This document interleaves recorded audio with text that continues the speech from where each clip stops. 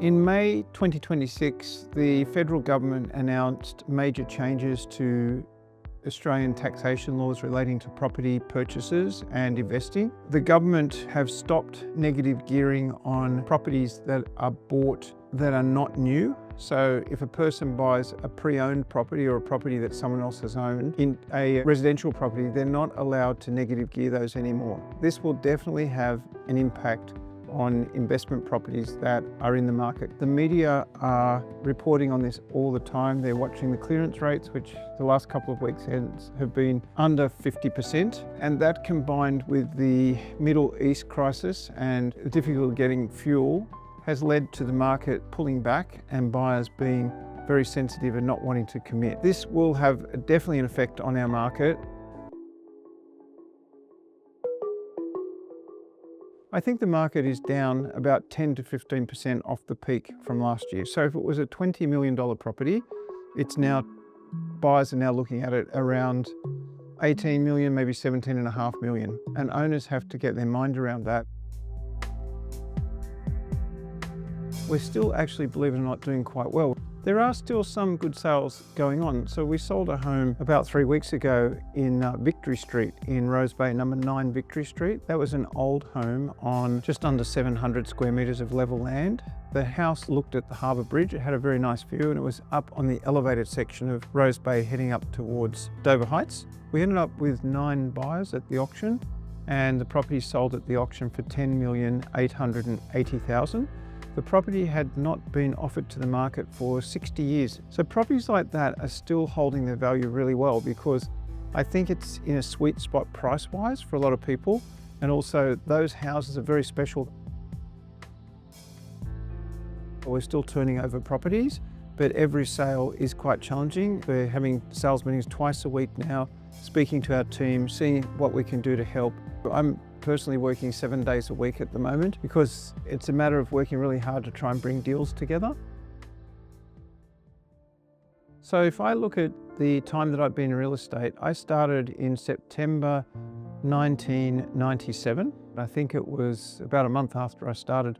We had a big stock market correction in 1997 and prices of shares tumbled.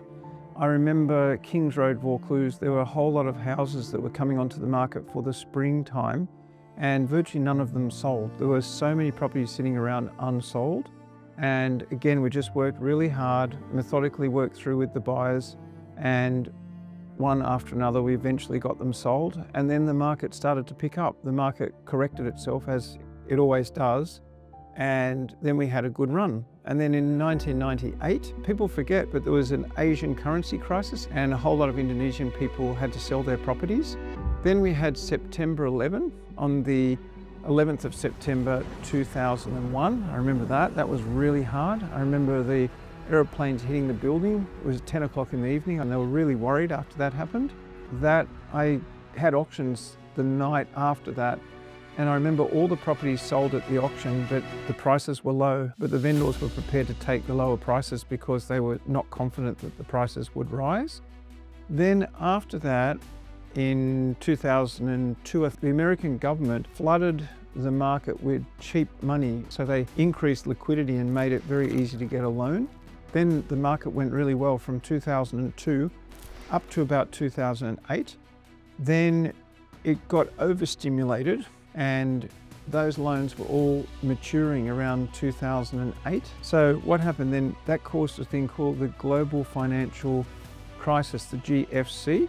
When this GFC hit and people couldn't pay their loans back, it caused a big shudder through the market, the financial markets in America and then all around the world. And it caused the stock market to dramatically drop almost overnight.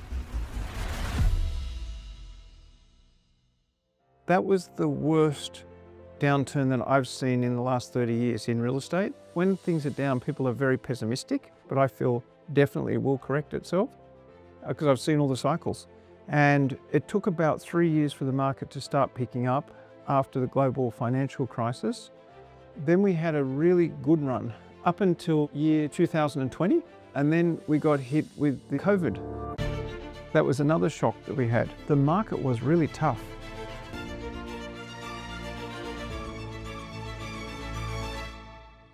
And what the government did there in Australia is they dropped interest rates from about 5% straight down to around 2%. And as soon as they did that, the market just took off.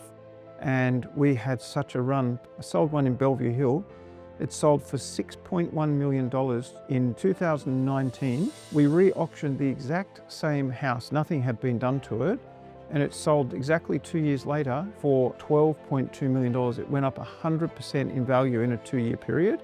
And then the big thing that has changed things in 2026 and brought the market backwards, there is a combination of factors. It's the war in Iran that is having a big effect because fuel prices. Fuel has such an effect on the economy at the same time with this new budget. And again, it's caused a shockwave for the market. I think the market will pick up as soon as we get some certainty that the oil will start flowing again. So I would say for the remainder of 2026, it should be challenging with people looking for good value and owners probably reluctantly wanting to sell for lower prices.